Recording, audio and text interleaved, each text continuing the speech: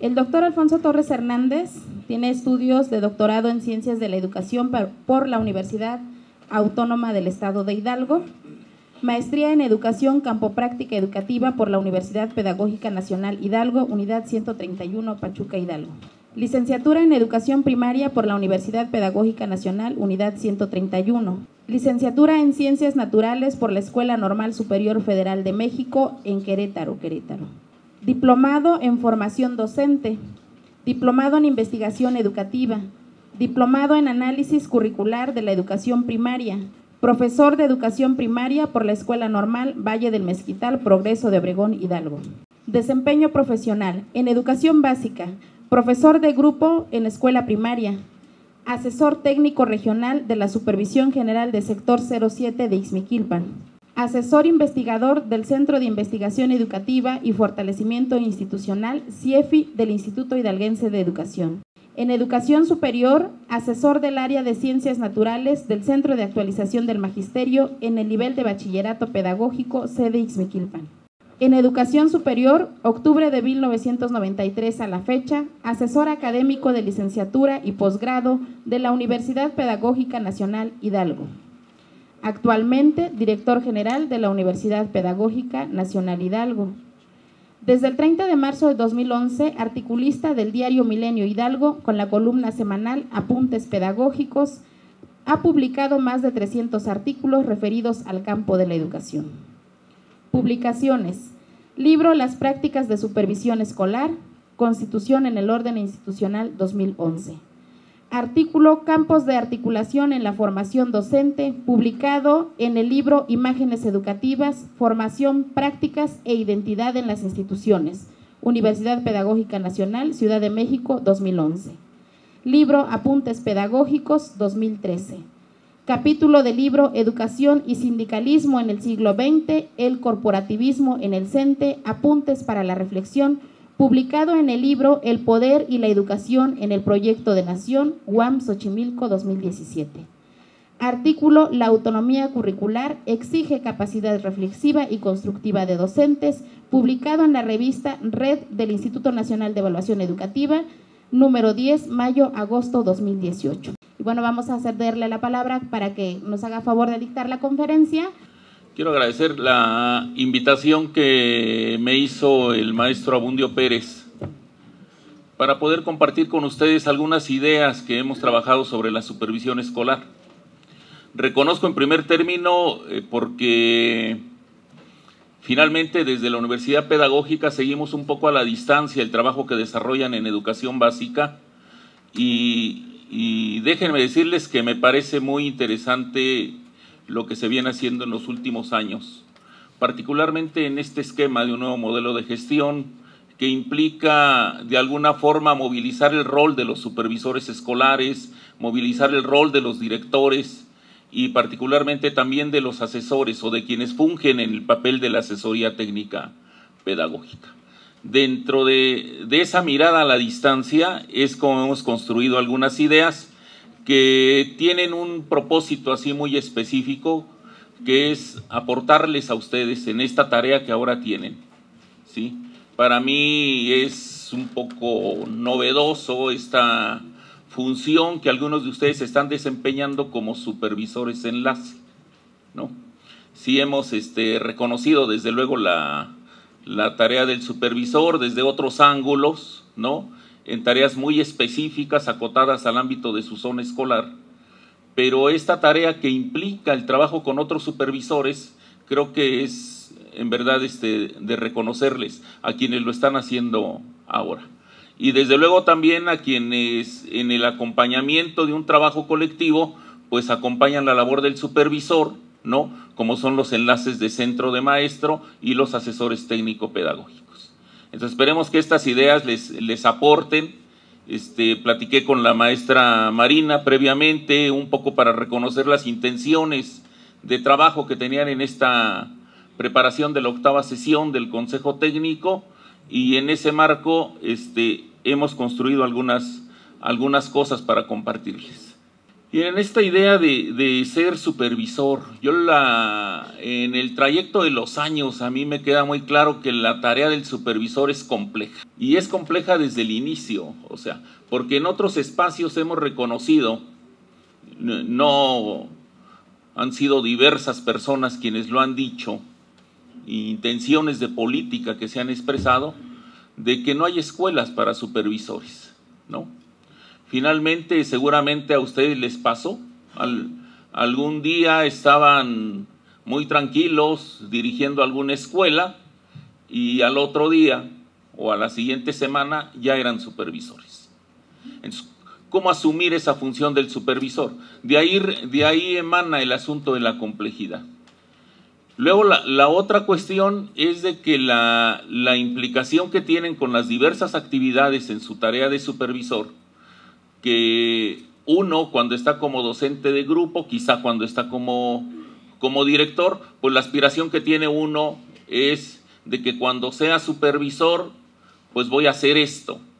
Y generalmente pensamos en fortalecer la cuestión pedagógica. Pues triste realidad, cuando asumen la función de supervisor, se dan cuenta que lo pedagógico es una de las funciones que tienen que hacer. Hay otras funciones, ¿no?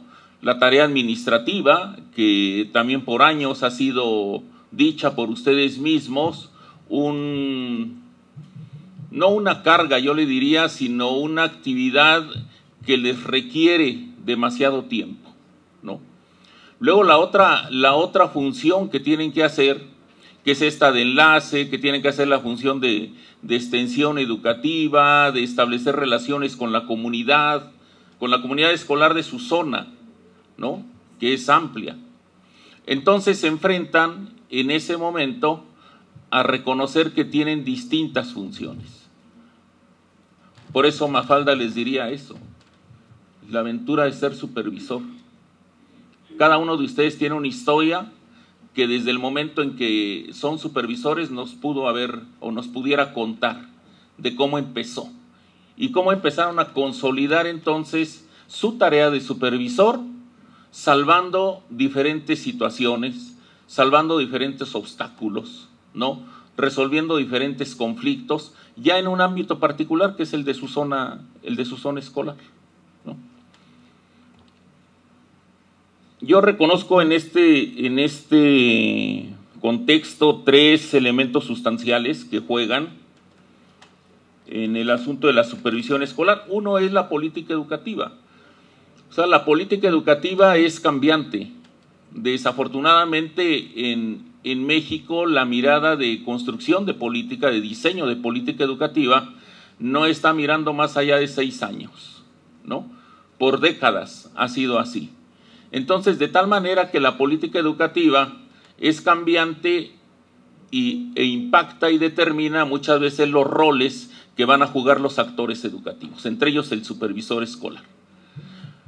¿Por qué tenemos que pensar en cómo determina la política educativa el rol del supervisor escolar? Porque finalmente, si hay un elemento que funge como enlace entre la política educativa y la institución escolar, es el supervisor escolar, ¿no?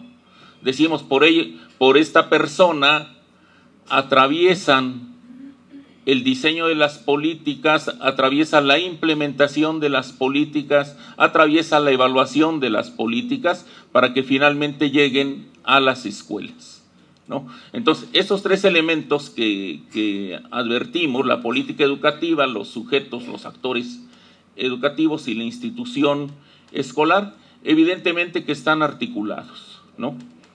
Empecemos por el asunto de la política educativa. En la década de los 60s y los 70s se reconoce que hay una lógica en el diseño de política educativa que va de arriba hacia abajo, ¿no? Contrario a la década de los 80 y los 90, donde se empieza a dibujar una intención diferente de política educativa, que es construir una política de abajo hacia arriba. ¿Qué es lo que ha estado pasando en los últimos años? Dice, actualmente las propuestas de cambio en los centros se conciben como proceso que se prolonga a lo largo del tiempo y que deben ser comprendidos, planificados, gestionados y evaluados de forma colectiva por los que participan en ellos. Esta idea que se ha venido impulsando en los últimos años tiene que ver con una idea que no es reciente, vamos. Esta idea de la gestión centrada en la escuela viene desde la década de los 60, pero en términos de política educativa emerge, ¿no? Se articulan las intenciones de la política educativa reciente. En el 2005, por ejemplo, en el gobierno de Fox, desde la Subsecretaría de la Educación Básica, se planteó esta idea ya muy puntualmente en términos de política, o sea, la gestión centrada en la escuela. Pero ya fue a la salida del gobierno que ya no hubo oportunidad entonces de que se desplegara todo un ámbito de comprensión para los maestros de lo que esto significa. O sea, ¿qué significa la gestión centrada en la escuela?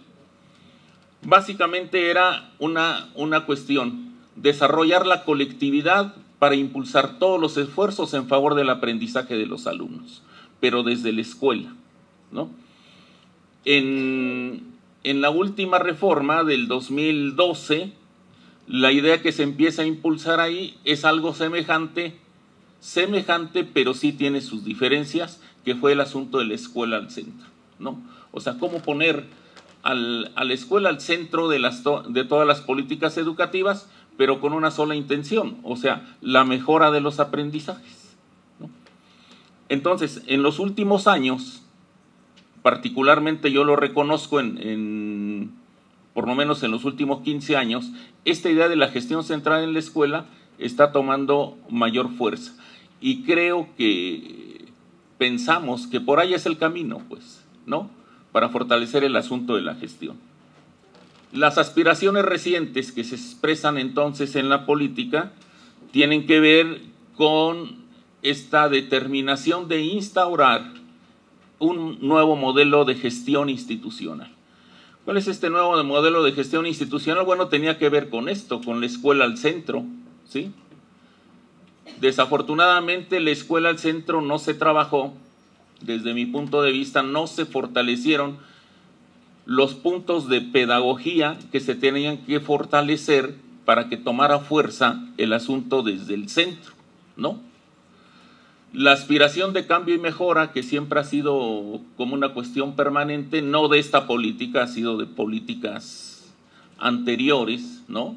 Siempre eso lo pueden traducir, si ustedes gustan, esa aspiración de cambio y mejora, en la búsqueda de la calidad, que también el asunto de la calidad proviene de la década de los 60, ¿no?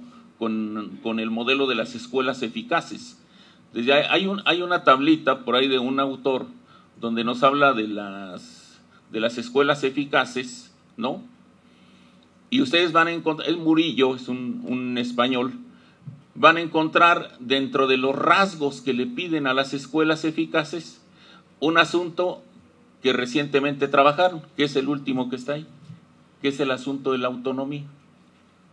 Fíjese, pero estamos hablando ya casi hace 50 años, ¿no? De que surgen los modelos. ¿Cómo es que estos modelos, que en su momento tuvieron fuerza, justificación, etcétera, recientemente son recuperados por la política educativa? Y bueno, la aspiración, creo que más alta que se tiene, es efectivamente esa, que en las escuelas exista la autonomía. Una autonomía que siempre tenemos que decirlo así, no es de que la comunidad educativa haga lo que quiera, no es el sentido de autonomía. La autonomía que nosotros compartimos es la capacidad de elección, que haya una capacidad de elección, pero para tener la capacidad de elección hay momentos de reflexión, hay momentos de diálogo, hay momentos de colectividad, etcétera, ¿no? Entonces, para lograr la autonomía, lo que se planteó fue precisamente esto que ustedes vienen haciendo, con la finalidad de fortalecer estas cuestiones. Aquí lo reconocemos como dispositivos de acción, ¿no? Y un dispositivo de acción fue el Consejo Técnico, ¿sí? Muchos de ustedes seguramente saben la historia de los consejos técnicos, que no es por estar reiterando el asunto, pero sí viene también de la década de los 60, ¿no? Los consejos técnicos tomaron fuerza en términos normativos en la década de los 80 con el proyecto de fortalecimiento a la capacidad técnico-administrativa de los directivos escolares, donde puntualmente les planteaban los manuales técnico-pedagógicos, ¿no? Y ahí venía el asunto del consejo técnico. Hemos tenido la oportunidad de platicar con maestros jóvenes de reciente ingreso, ¿no? 2, 3 años de servicio, y yo les preguntaba, hace cosa de 2 años, en mis alumnos en licenciatura, les preguntaba, ¿qué saben del consejo técnico? ¿Desde cuándo saben? ¿Y saben cuál era su referencia del consejo técnico? El 2013. ¿Sí? O sea, no tenían un marco de referencia como antecedente más amplio, ¿no? Y efectivamente, porque hubo un vacío, no vacío normativo, porque la normatividad ahí estaba y mientras no se sustituya, pues sigue vigente, ¿no? Esta normatividad a la que me refiero fue del 85, ¿no? Y estuvo vigente. Mientras no se sustituye esa normatividad, pues está vigente, ¿no? Pero no tenían ese marco de referencia de los consejos técnicos, y yo les decía, miren, en ese manual se establecía que los últimos viernes de cada mes, después de la hora del recreo, se reunían los maestros en consejo técnico, ¿no? O sea, ya había un esquema incluso de darle un espacio al consejo para que deliberara sobre los asuntos educativos, ¿no? Pero bueno, la referencia era entonces el 2013, porque en el 2013 nuevamente recae en un asunto normativo el desarrollo de los consejos técnicos. Pero ahora con figuras adicionales, vamos. Sí había consejo técnico de escuela, sí había consejo técnico de zona, pero aparece en el escenario, y particularmente para impulsar el asunto de esta política educativa, aparece en el escenario el consejo técnico regional, ¿no? Y aparece en el escenario también el consejo técnico estatal, ¿sí? Yo creo que ustedes tienen el mejor pulso, la mejor valoración de lo que estas instancias como figuras colectivas han contribuido a esas aspiraciones que planteábamos en la escuela, en la zona, en el sector o a nivel estatal, ¿no? Pudiéramos preguntar, ¿es posible hablar, preguntarnos si en el estado de Hidalgo ya hay autonomía en las escuelas? ¿O es posible preguntarnos si ha habido avance en la mejora de aprendizajes con la contribución de estas figuras? Vamos, ¿no? Bueno, aparecen. El otro dispositivo de acción, pues adivinen dónde recae, particularmente en el sujeto que desarrolla la supervisión escolar, ¿no? Y aquí reconocemos evidentemente estas dos funciones, estas dos tareas que ustedes han venido desarrollando pues en estos últimos años, que es una instancia de enlace y una instancia también de coordinación, ¿sí? De enlace decíamos primero porque son el enlace del diseño de política hacia su implementación en las zonas escolares. Es una función de enlace inherente al supervisor escolar. La otra función que tienen de enlace es entre las instancias que participan. Finalmente ustedes están en un centro, ¿no?, que les permite la comunicación con las instancias de autoridad, con las instancias de pares, ¿no?, en sus mismas supervisiones o con jefaturas de sector, y de instancias de las cuales tienen subordinados, como son las escuelas, ¿no? Y la otra cuestión es el asunto de coordinación, y yo aquí quiero reconocer, porque creo que así es, que la tarea de coordinación que han venido desarrollando ha sido más de carácter académico, más en el ámbito pedagógico, ¿no?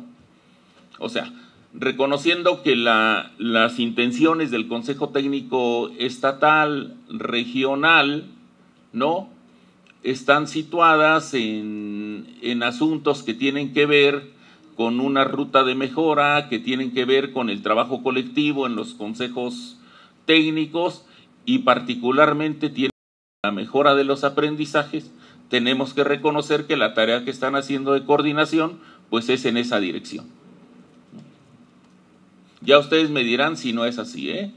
Yo por lo menos así la reconozco desde los documentos y desde lo que hemos conversado, desde luego, con muchos de ustedes, ¿no? Uno de los retos, particularmente cuando se instaura una política educativa y con este tipo de dispositivos que se plantean, y yo les decía esos vacíos que se quedaron de escasa atención al Consejo Técnico y que se recuperan hace cosa de 6 años, ¿no? Ya con mayor puntualidad, pues uno de los grandes retos es el trabajo colectivo, el tránsito a la colectividad. ¿Qué es lo que implica transitar hacia la colectividad? Pues una primera cuestión que estamos planteando aquí es la ruptura con lo individual, ¿no? O sea, tenemos que reconocer que hay muchos supervisores, muchos directores, muchos docentes que hacen un buen trabajo en lo individual. Pero recuerden que lo que ustedes están supervisando o que está bajo su supervisión son escuelas, ¿no? La escuela no es el edificio, no es el edificio escolar. La escuela es la comunidad. La escuela es la conjunción de individuos que comparten una misma aspiración. Y esa aspiración, pues, es formar una mejor ciudadanía con los alumnos a los que le proveemos de un sinfín de aprendizajes a través de la enseñanza, ¿no? Y muchos docentes lo hacen muy bien. Y los directores lo hacen muy bien en su escuela y seguramente como supervisores lo hacen muy bien. Pero si queremos construir y avanzar en educación, lo que tenemos que es romper un poco con ese trabajo individual para transitar hacia un trabajo más colectivo, ¿no? Seguramente ustedes se enfrentaron a esa parte, es una de las partes más difíciles que se tienen cuando tratamos de impulsar trabajos colegiados, trabajos colectivos, ¿no? Trabajos en equipo. La otra cuestión es ruptura con la tradición. Generalmente las políticas educativas nos proponen innovaciones, nos proponen cosas nuevas y muchas veces nos refugiamos en nuestra tradición de decir, pero si esto que estoy haciendo me está saliendo bien, ¿por qué tengo que cambiar? ¿No? Bueno, muchas veces no reconozco. Ustedes se pueden dar cuenta, si nos metemos un poquito en el ámbito de la innovación tecnológica, ¿no? Lo que ha costado la introducción de la tecnología en las escuelas, en los procesos educativos, ¿no? Muchos docentes y hoy en día yo creo que se resisten también a esta cuestión de querer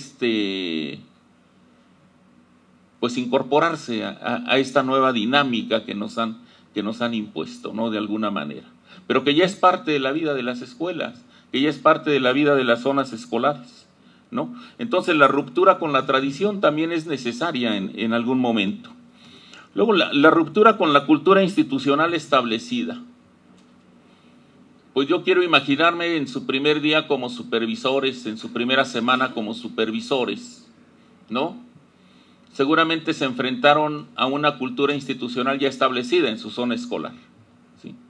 O sea, ¿cómo romper eso? O sea, yo traigo nuevas ideas y quiero trabajar así, pero la zona escolar de pronto también me absorbe, ¿no? Y ahí va a depender de su marco de referencia, de su marco de acción, de su pensamiento, cómo puedan establecer estas rupturas para generar entonces nuevas formas, nuevas prácticas en su propia zona escolar, ¿no? Esto tiene que ver con esto que también estamos planteando aquí, que es la ruptura de prácticas, ¿no? O sea, si regresamos a uno de los comentarios iniciales de que no hay escuelas para supervisores, ¿quién les enseñó a supervisar? ¿Y cuál es el esquema de prácticas donde desarrollan su supervisión? ¿No? Entonces, uno tiene que reflexionar sobre eso, porque la valoración que se hace, hoy lo que van a hacer aquí seguramente, en el trabajo al que están convocados, tiene que ver con este asunto, O sea, para valorar los logros a los que se llegaron en este ciclo escolar, necesariamente va a atravesar por una revisión de las prácticas de supervisión, de las prácticas del director, de las prácticas docentes, ¿no?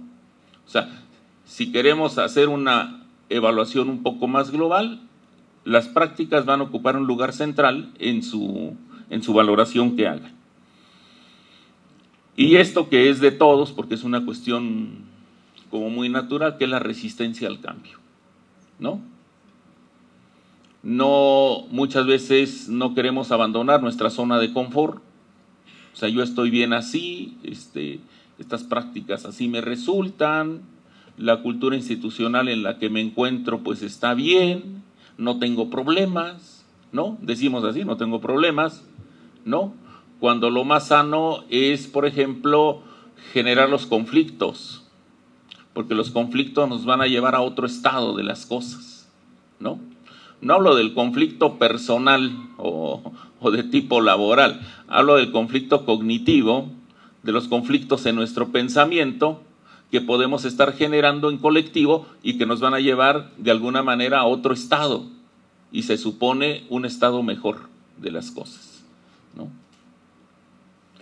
Bueno, si logramos esta ruptura con estos elementos y planteamos como una aspiración también el tránsito hacia una colectividad, estamos en vías de que los consejos técnicos se puedan constituir en esta idea. Esta idea, quiero decirles, no es una idea en términos pedagógicos, es una idea en términos laborales. De ahí emana, y a mí me gustó la idea para compartírselas, que es la construcción de un sujeto colectivo, ¿no? Pero un sujeto colectivo, entonces, ya el consejo técnico toma esa figura de colectividad donde se comparten verdaderamente las aspiraciones, se comparten las estrategias, se comparten los objetivos, se comparten las acciones, los malos resultados y los buenos resultados son compartidos, etcétera, etcétera, etcétera. Y particularmente se evalúan los procesos y resultados también de manera colectiva. Entonces, ese tipo de acciones nos puede llevar a que nos constituyamos o se constituyan como un sujeto colectivo. De manera gruesa, estas son las tareas que tienen, ¿no? Diagnóstico, planeación, implementación y evaluación. Son 4 tareas, así lo enuncio así de manera gruesa. La especificidad y la particularidad ustedes la conocen mejor, ¿no? Hoy están en esta fase de evaluación desde la supervisión de enlace. La propuesta que les hacemos es cómo podemos pensar la evaluación, o sea, la evaluación como una acción que también tiene que ver con el Consejo Técnico Regional, ¿no? Y si hablamos de una acción, la acción que les proponemos es de que se realice en estos términos, es una acción profesional, ¿no? O sea, el supervisor, el director, el docente, el jefe de sector, se tienen que reconocer como profesionales de la educación. Entonces, la función que se desarrolla tiene que ser con ese sentido. Y la mejor manera de plantear el asunto de lo profesional es articulando estas 3 esferas, estos 3 ámbitos, ¿no? El saber hacer y el ser, ¿no? El conocimiento que ustedes tienen de su función supervisora muchas veces no es suficiente. O sea, el conocimiento de teoría pedagógica que puedan tener, de currículum, de gestión, de política, muchas veces no es suficiente para resolver los conflictos, las situaciones problemáticas que enfrentamos en la zona escolar. Ahí es otro tipo de estrategias que se tienen que desarrollar, otro tipo de habilidades que entran en este ámbito del saber hacer. Entonces, no basta saberlo, también hay que saber hacerlo, ¿no? Pero la otra cuestión que está implícita en ambas es cómo considero yo el conocimiento, ¿no? O sea, cuando llego a ser supervisor, ¿cómo me miro yo? ¿Soy el jefe ya? ¿Soy el que manda? O sea, ¿no hay nadie por encima de mí o qué? ¿No? ¿O cómo miro a mis compañeros? ¿Cómo miro la responsabilidad que tengo? Y eso entra en el otro ámbito, ¿no? Que también es valioso e importante para reflexionar. Esos tres ámbitos de reflexión que ustedes puedan desarrollar, ¿no? Es lo que les daría el sentido de su acción profesional como supervisores.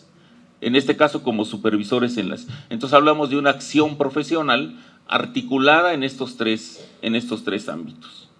Para ello, recupero lo que les puede apoyar, porque es una cuestión que ustedes desarrollan de manera permanente, que es un modelo de acción, reflexión, acción, ¿no? O sea, permanentemente ustedes están en esta dinámica, ¿no? De pensar lo que van a hacer, de hacerlo, de reflexionarlo, de valorarlo y nuevamente generar puntos de partida para volver a empezar, ¿no?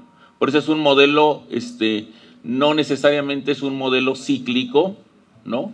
Porque los puntos de partida con los que ustedes inician no son los mismos puntos de llegada, ¿no? Son diferentes.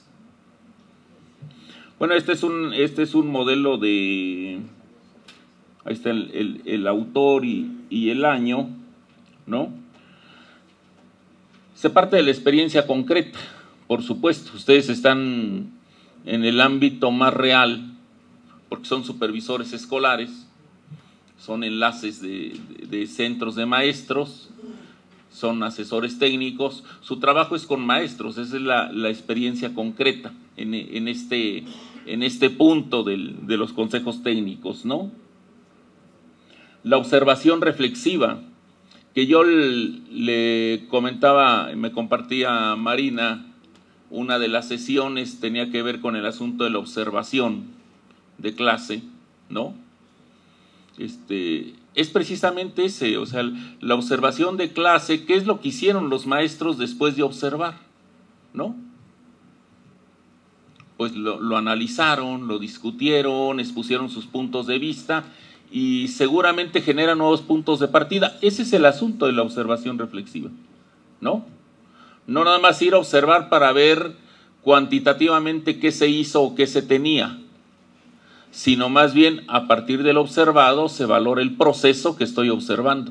Ese es un asunto de observación reflexiva. La otra cuestión que tiene que ir acompañando este modelo de reflexión-acción es el asunto de la conceptualización.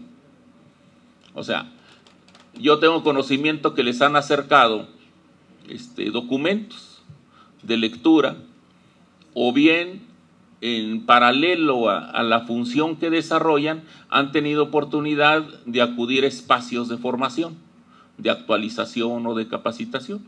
Y en estos espacios, de alguna manera, ustedes se acercan al asunto de la teoría, ¿no? Entonces ahí la conceptualización que vayan construyendo ustedes les va a permitir para hacer una mejor reflexión. Digo, la teoría nos permite ampliar nuestro horizonte de interpretación y desde luego que nos permite ampliar el horizonte de reflexión, ¿no? Y el último es la traducción e interpretación en función de nuevos contextos de intervención. Es lo que venía mencionando, yo lo denomino más como nuevos puntos de partida, ¿no? El maestro Abundio hace un momento decía, esta evaluación que van a hacer nos permite ya mirar la planeación para el próximo ciclo escolar, en este ámbito del consejo técnico. ¿Qué quiere decir? Que la evaluación nos va a permitir establecer nuevos puntos de partida, nuevos ámbitos de acción, evidentemente siempre buscando la mejora, pues, ¿no? Esto quizá no sé si se alcanza a ver hasta atrás, ¿no? Cómo desarrollar el asunto de la reflexividad, o sea, cómo apoyar este modelo de acción, reflexión, acción, ¿no? Planifica las actividades en forma de taller, ¿no? Pues, bueno, primero que se convierten ustedes en facilitadores de aprendizaje también, en la función de supervisores de enlace, con sus pares, ¿no? Planifica las actividades en forma de taller, articulando las exposiciones propias y de los participantes con trabajos individuales y grupales, ¿no? Brinda espacios para la discusión plenaria, para dar tiempo a la reflexión conjunta y la puesta en común de los productos de la reflexión, tales como estrategias, planes de mejora, proyectos. Tiene en cuenta una serie de consideraciones de orden práctico que son esenciales para la preparación de talleres. Bueno, esta es como una actividad cuando ustedes estén trabajando con grupos, ¿no? En este caso con sus pares, que pueden ustedes desarrollar. No es la postura del supervisor que va a enseñarles a los otros, vamos, ¿no? Sino es la postura de un sujeto que genera ámbitos de reflexión en un grupo que les permite la construcción colectiva de ideas. Y esta última cuestión que tiene que ver con el Consejo Técnico, bueno, el Consejo Técnico tiene que evaluar, ¿no? Y la primera, yo no sé si ustedes hoy en su sesión de hoy estén dentro de sus puntos de evaluación, esté este primero, que es el asunto de la autoevaluación. O sea, cómo se autoevalúa el supervisor enlace, cómo se autoevalúa el enlace de centros de maestros y cómo se autoevalúa el apoyo técnico pedagógico, ¿no? O sea, la autoevaluación no puede ser obviada en este tipo de procesos si queremos contribuir al asunto de colectividad, ¿no? El propio equipo reflexione sobre su desempeño, evalúe cuáles fueron sus logros o aciertos, cuáles han sido sus dificultades o desaciertos, y lo que viene aquí son preguntas sugerentes, no es otra cosa que eso, ¿no? Preguntas como seguramente ustedes se hacen cuando van a realizar una cuestión de evaluación. ¿Qué logros se alcanzaron? ¿A través de qué acciones? ¿Son satisfactorios los logros y las acciones? ¿Con qué criterios se evalúa lo hecho? ¿Toda la comunidad educativa los comparte? ¿Qué han demandado las acciones del plan de mejora de cada implicado en el proceso? ¿Cómo se ha sentido cada quien al llevarlas a cabo? ¿Cómo pueden superarse los puntos débiles del proceso? ¿No? Cada respuesta que den a preguntas como estas va a generarles nuevos puntos de partida para la planeación del próximo ciclo escolar. La evaluación del logro, entonces, permite establecer en qué medida se ha logrado la mejora. Es el momento de comparar el punto de partida identificado en el diagnóstico con el punto en que se llegó tras implementar el plan. La evaluación no finaliza con el análisis de los resultados. Estos merecen ser comunicados y analizados entre quienes han participado y forman parte de la comunidad educativa. La evaluación debe constituirse como una instancia en la que se reconoce el desempeño de quienes hayan participado en la mejora. Con estas ideas de evaluación, quiero resaltar una de ellas que tiene que ver con la comunicación de resultados, ¿no? Yo creo que para ustedes, para todos los que hacemos evaluación educativa de algún proceso, de nada nos sirve la evaluación si nos quedamos con ella, ¿no? Hay que comunicarla, hay que hacerla pública, hay que socializarla, ¿no? Comunicar los resultados a toda la comunidad educativa. Ojo, la comunidad educativa, la mayoritaria comunidad educativa son nuestros alumnos. Hay que comunicarles a ellos, ahí están algunas sugerencias, ¿no?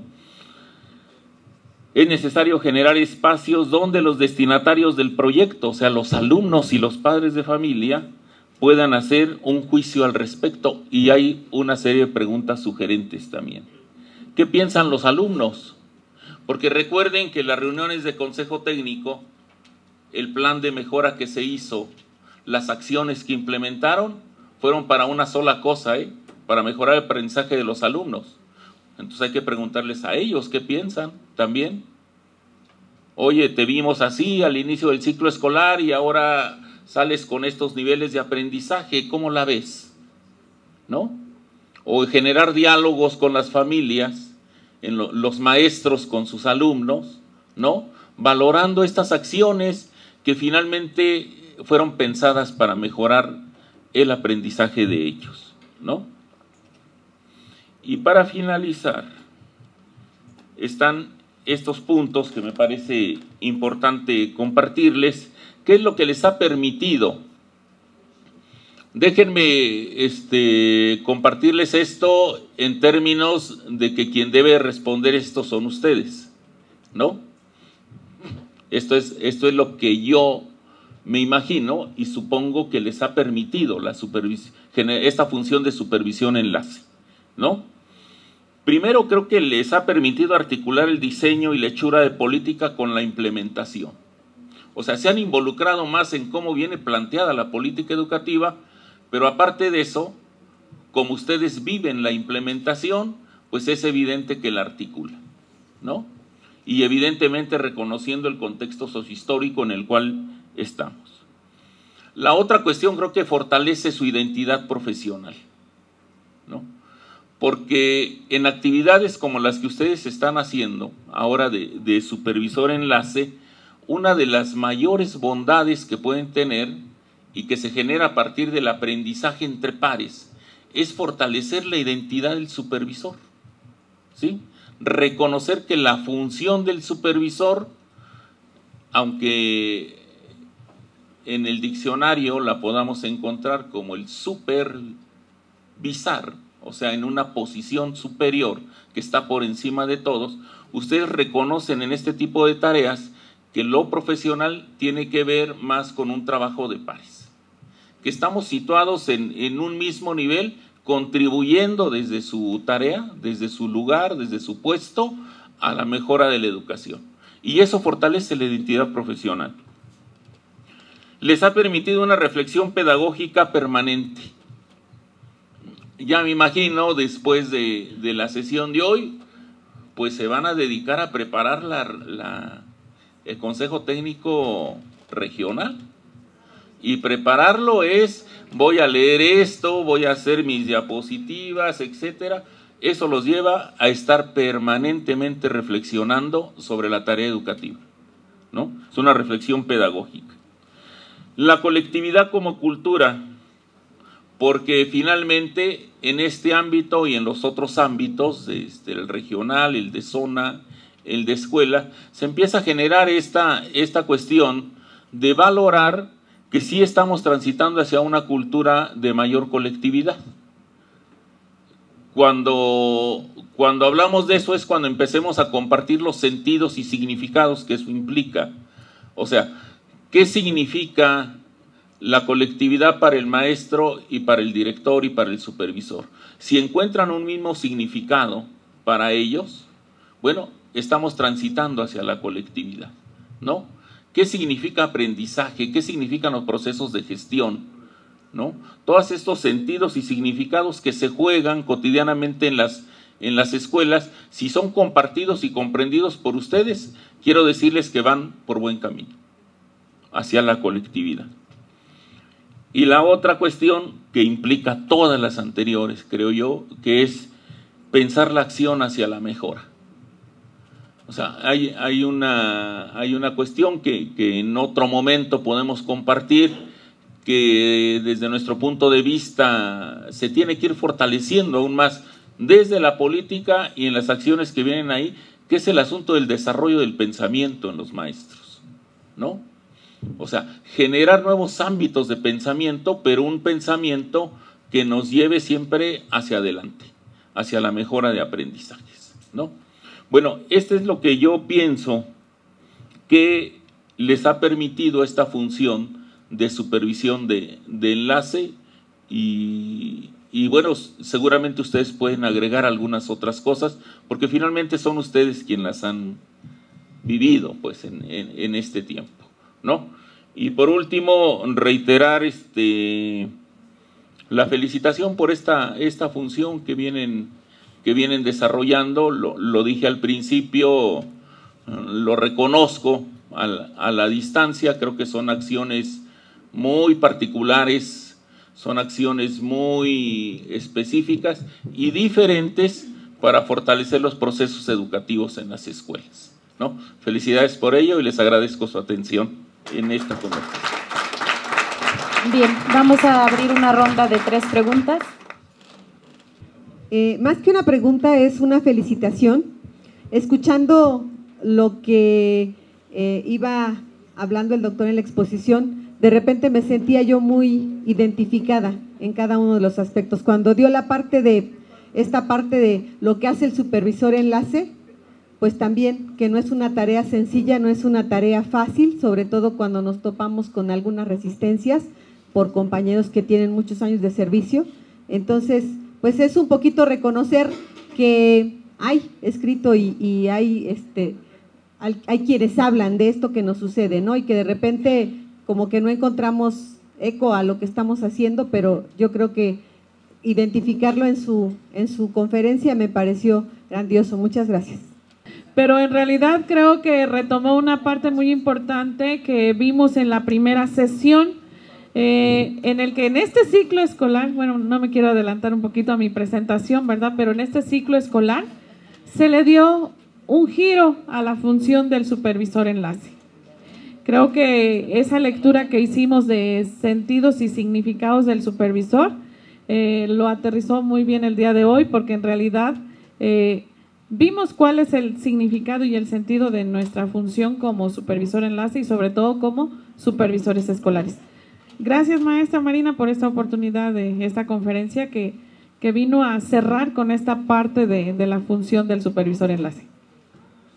Hoy vimos plasmadas muchas de las dudas, de las ideas que circulan siempre en la cabeza de nosotros que fungimos como supervisores. Hay algo que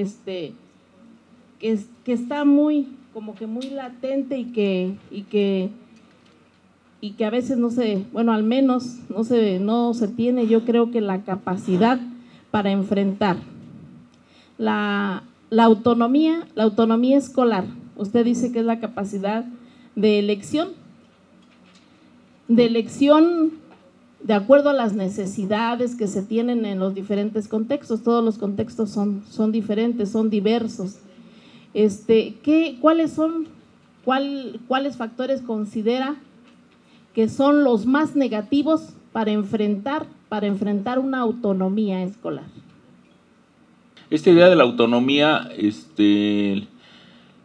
tengo un artículo escrito precisamente sobre el asunto de la autonomía, ¿no? Referida un poco a la propuesta de autonomía que se hizo en el nuevo modelo educativo, teniendo como dispositivo básico el desarrollo de los clubes, ¿no? Entonces, cuando hablamos de autonomía, lo que estoy planteando ahí, que uno de los elementos sustanciales es el asunto de la formación, ¿no? O sea, el docente tiene que estar formado. Entre mayor formación tenga, mayor posibilidad le da de elección, ¿no? En situaciones problemáticas a las que se enfrente, en situaciones de aprendizaje que tenga en el aula. Si tiene un mayor conocimiento, va a tener una mayor capacidad de elección, ¿no? ¿Cuáles son estos puntos de mayor conflicto que se avisoran? Creo que los planteé en términos de las rupturas, ¿no?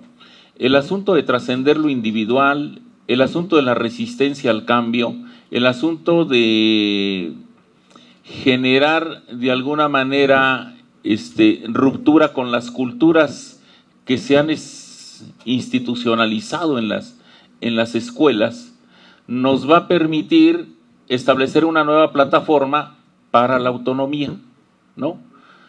Si no rompemos con eso, seguramente, aun cuando tengamos la formación, seguramente nos vamos a resistir al asunto de la autonomía, ¿no? Entonces, yo ligo particularmente estos dos elementos, la formación y el desarrollo del pensamiento. O sea, los docentes generalmente recibimos espacios de actualización, no que nos provoquen el desarrollo del pensamiento, en esencia. Van más a las cuestiones de tipo práctico, a las cuestiones de orden metodológico o incluso disciplinar en algunos casos. Pero no abordan, díganme, ¿quiénes de ustedes han recibido en el último año un curso de filosofía? De filosofía de la educación. ¿no? O sea, ese tipo de ámbitos de actualización también permite el desarrollo del pensamiento, ¿no? Porque sí recibo cursos de metodología, cursos de la disciplina o de pedagogía, de teoría pedagógica, pero en este ámbito de la filosofía, de epistemología, están ausentes pues en el panorama. Si los complementamos, si complementamos lo que venimos recibiendo con estos otros ámbitos de actualización, seguramente el desarrollo del pensamiento se puede generar un mejor desarrollo del pensamiento. Y ello nos dará entonces un mayor horizonte de reflexividad para asumir la autonomía y enfrentar estos conflictos y otros, hasta los de tipo de apatía, que no quiero pues, hasta ese tipo de cuestiones.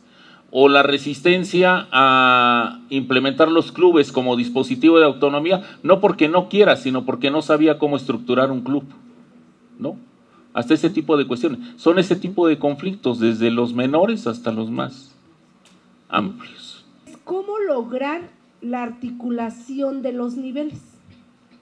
O sea, ¿cómo ir logrando que preescolar se interese por conocer lo de primaria y que a su vez primaria con secundaria, porque pareciera ser que trabajamos como en islas? Por un lado preescolar, primaria y secundaria, pero ¿cómo llegar a una política educativa donde ya se articulen los niveles? Esto creo que es un reto en los consejos técnicos regionales, pero ¿en qué nos podrías ayudar? Yo en mis diapositivas puse cómo pensar desde los 3 niveles, encontrar los puntos de enlace entre los 3, el punto de intervención para la mejora. Eso fue lo que yo puse en mis diapositivas que voy a presentar. Y bueno, ya con la exposición del doctor Alfonso, me queda claro que los puntos comunes que tenemos los que integramos el Consejo Técnico Regional, pues es nuestra función. O sea, nos decía el maestro, el doctor en su exposición, que es importante la evaluación, pero yo al implementar algunas actividades en el Consejo Técnico Regional, les pedí a los supervisores que llevaran su plan de trabajo, y había quienes, no sé si por pena, no querían compartirlo, y había quienes ni siquiera lo llevaban. Entonces yo creo que ahí hay una deficiencia que podemos trabajar entre todos como supervisores en el Consejo Técnico, y eso yo no lo vi hasta ahorita que escuché al doctor Alfonso, que es cómo evaluar nuestras zonas escolares, cómo planear el plan de trabajo del supervisor, cómo resolver problemas que tenemos ahí sí comunes como región, ¿no? Y bueno, gracias a sus palabras, maestro, yo más que hacerle una pregunta, le agradezco sus palabras porque me hicieron mirar esto que yo me preguntaba ya en las diapositivas que traía para presentar el día de hoy. Primero, reconocer que provocas a la discusión y provocas a la construcción, y eso habla muy bien de tu trabajo. Y en el otro quisiera yo advertir un riesgo. También la colectividad tiene sus riesgos, y yo creo que deben de estar presentes, porque pueden generar la colectividad la inamovilidad de algunas individualidades que resultan ser fundamentales en procesos de transformación, ¿no? Y esto se manifiesta cuando de pronto en el colectivo se toman decisiones y de pronto la minoría tiene la razón, pero no es reconocida porque pasa como aplanadora a la colectividad, y entonces estas individualidades que pudiesen ser agentes de transformación pueden ser desconocidas y les generamos inamovilidad, llegando y traduciéndolo a los términos comunes como, bueno, si ustedes son los que saben, pues ustedes háganlo. O la otra parte de la resistencia que tiene que ver con el silencio, ¿no? A mí me parece que habría que tener muy claro, me parece, y no sé, ahí está tu punto de vista y te lo solicitamos, este riesgo de la colectividad. Creo que el riesgo de la colectividad está latente en cada consejo técnico escolar, en tanto no sea criticada la cultura institucional. Esa cultura institucional desde las propias zonas escolares, desde las propias escuelas. Hay que también criticar esa parte porque está la dimensión laboral, la dimensión pedagógica, y reconocer que esa cultura institucional está mediada por esa política educativa pero también por una política sindical. Usted nos habla de una construcción de un sujeto colectivo, y nosotros le apostamos a esa construcción, pero para llegar a esa construcción tenemos, usted mismo lo decía, romper esos esquemas cognitivos. Lamentablemente los seres humanos, pocas veces o en la mayoría de nuestras acciones, de nuestros propios esquemas cognitivos, no son a veces poco racionales, porque pues nos dejamos llevar por la colectividad. Por eso habla el doctor de ese riesgo, ¿no? Y de ese riesgo sí está patente, lo observamos. No es fácil que un supervisor, que un director de escuela conlleve a buenas prácticas en tanto esa cultura institucional no se reconozca primero. Usted ya lo decía, que tenemos que tener nuevas formas de profesionalización, y esa profesionalización le tiene que apostar a ese desarrollo de pensamiento.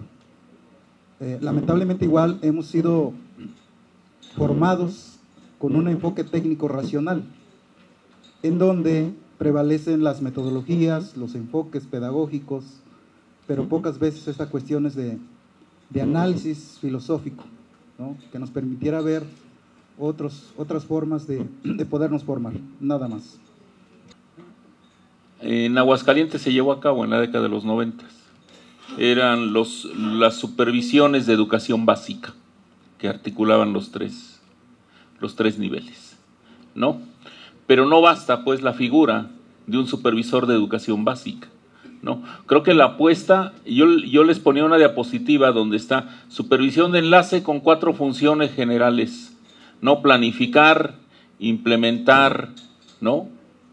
Hasta llegar a la evaluación, ¿no? Eso en colectivo permitiría esto, ¿no? Hasta ahora los dispositivos de construcción de rutas de mejora han estado acotados a la escuela. O sea, se hacen por escuela. ¿Por qué no pensarlos en hacerlos por comunidad? En una misma comunidad está la primaria, el preescolar y la telesecundaria. ¿Por qué no pensar en hacerlos? Una ruta de mejora, ¿no?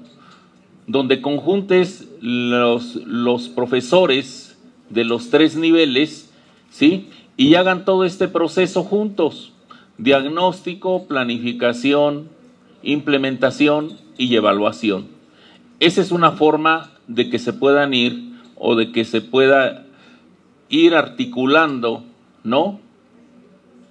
Quizá a lo mejor se empieza con acciones únicamente, pero en la medida que se establezca como una cultura de colectividad entre los miembros de una sola comunidad, se puede ir fortaleciendo aún más el asunto, ¿no? Y que todos vayan conociendo de todos y evaluar, ¿no?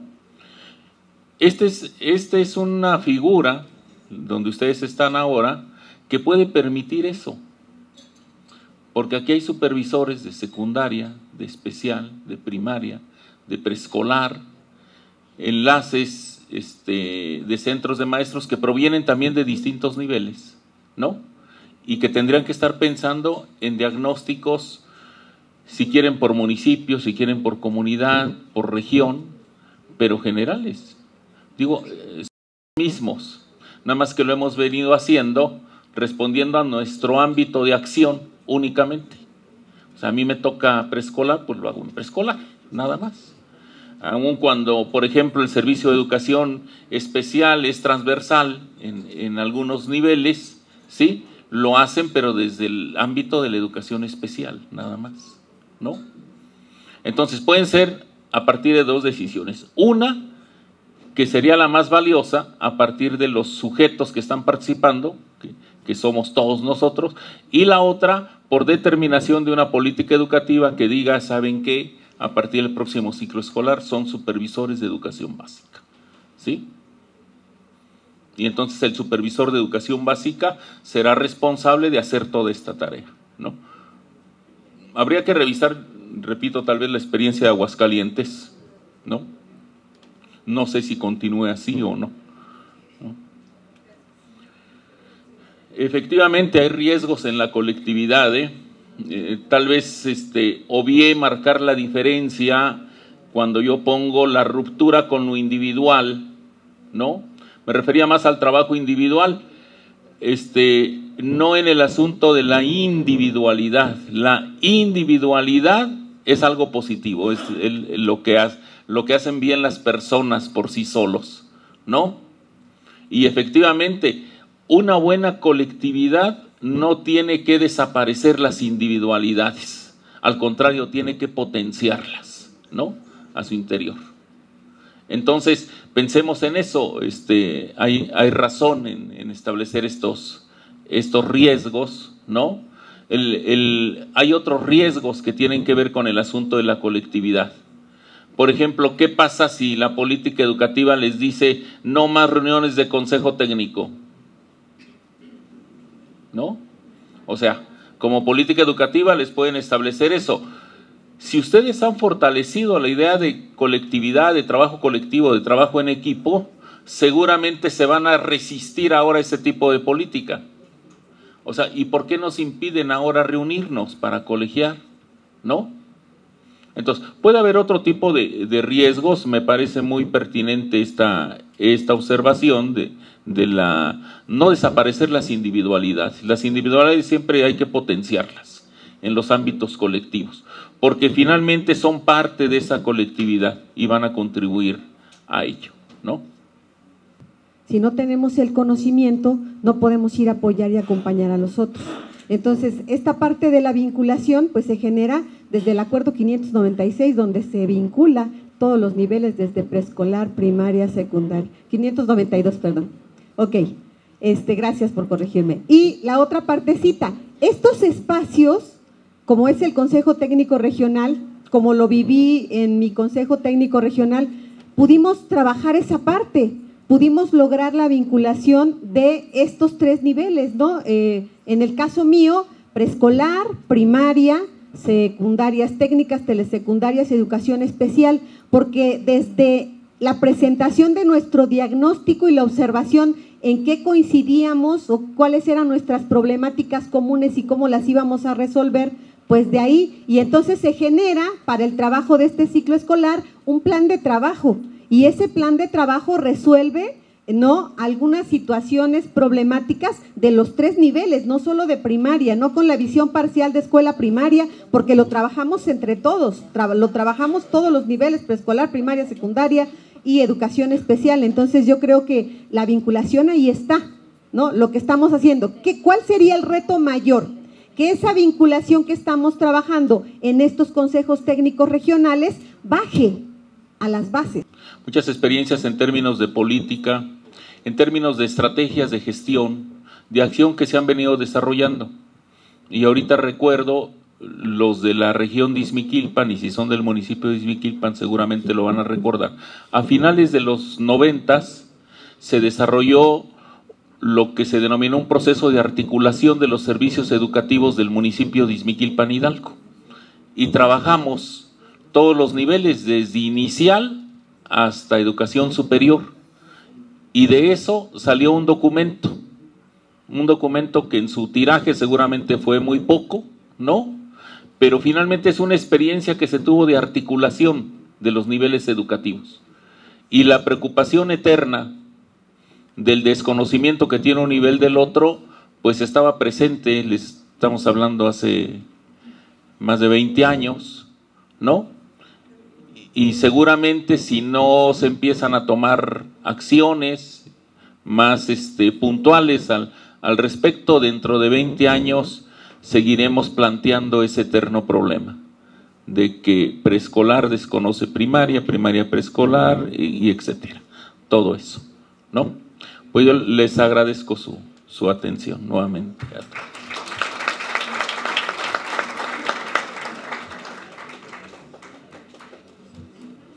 Bien, pues agradecemos la participación del doctor Alfonso Torres Hernández.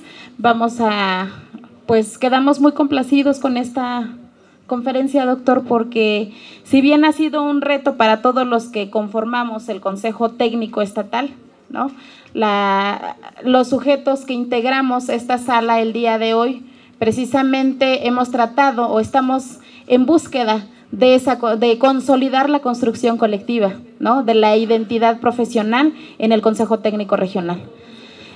Ha sido un reto para todos nosotros desde las diferentes funciones que venimos desempeñando.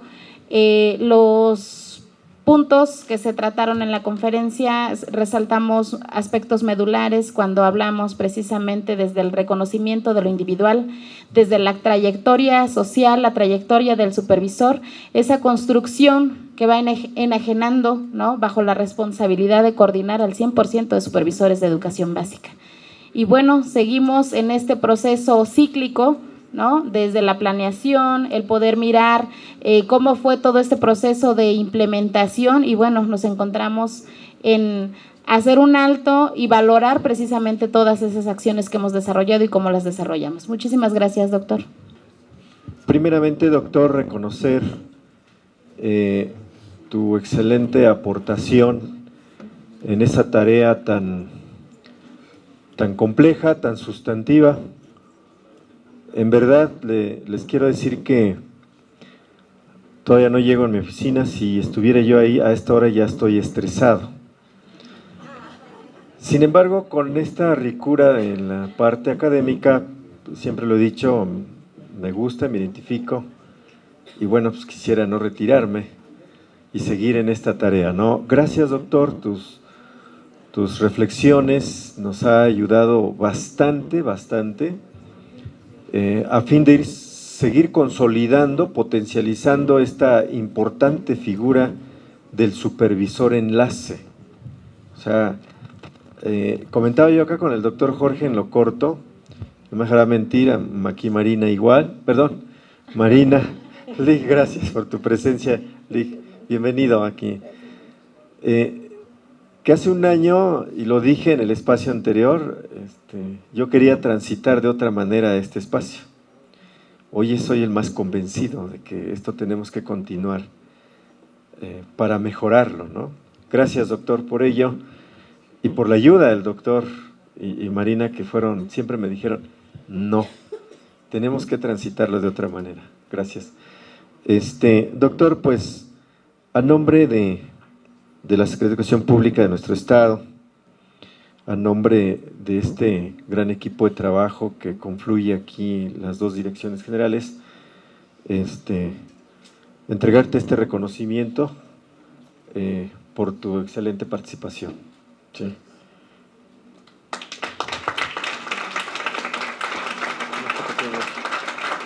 Y también este pequeño presente, mira, esperemos que sea especial.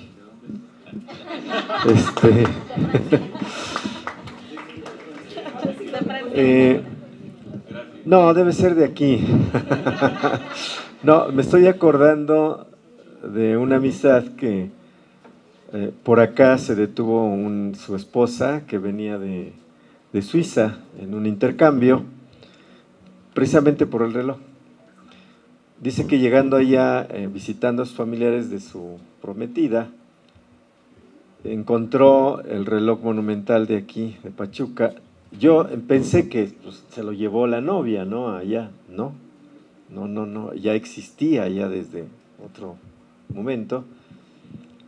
Y decían que pues era un símbolo así como muy especial, que años anteriores habían venido a Pachuca y habían tenido la oportunidad de disfrutar de manera presencial este valor histórico. Y decía no me acuerdo si era ingeniero, pero decía, yo que soy de Zapotlán, maestro, pues ya no significa gran cosa para mí el reloj, ¿no? Pero desde entonces, maestro, dice, regresando de Suiza, fui allá y conseguí el más grande que hubiera, no me importó el precio, pero hoy tengo en mi casa eso. O sea, por eso creo que va a ser para nosotros muy significativo. Esperemos. Gracias y gracias por todo. Nuevamente resalto la presencia de la licenciada. Sabemos que la estructura que está aquí, gracias como siempre, y seguiremos transitando en este gran reto. Gracias, Ley.